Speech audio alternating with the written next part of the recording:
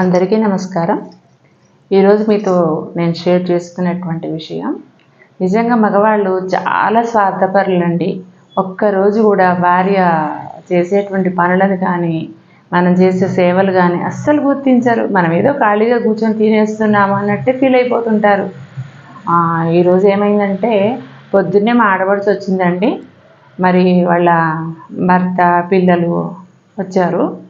ఆవిడ వచ్చినప్పటి నుంచి మర్యాదకు లోపల లేకుండా పొద్దున్నే టిఫిన్ చేశానా, పెట్టేశాను, తిన్నారు.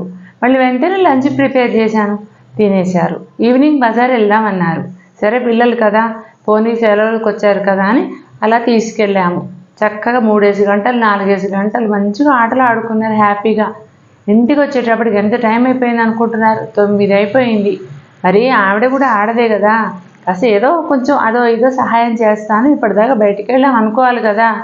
ఏదో దర్జాగా కూర్చొని వాళ్ళ అన్నతో కబుర్లు చెప్తోంది.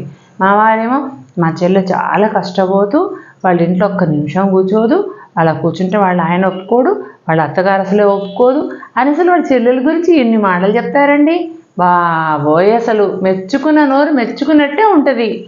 నాకైతే చాలా చిరాకు వచ్చిందండి. మరి నేను మాత్రం రోజు ఇంట్లో ఏమైనా పరిపేసుకొని పడుకుంటున్నానా?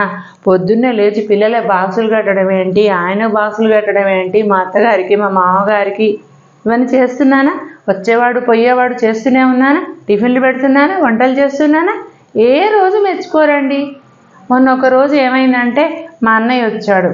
పాపం మా చెల్లికి చాలా కష్టం, అసలు వచ్చేటప్పుడే పని ఎక్కువ, అంటే ఎవరైనా వచ్చారంటే ఇంకా ఎక్కువ అన్నాడు. చేసింది లేమి చెల్లెలు పని అని అన్నాడండి. అంటే నేను చేసే చాకరీ కాదా అండి? అమ్మో, చాలా స్వార్థపరులండి మగవాళ్ళు.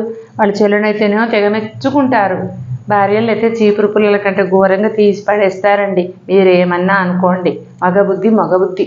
అమ్మో, అందుకే అన్నారు మగబుద్ధి ప్రాణాంతకం అన్నారు.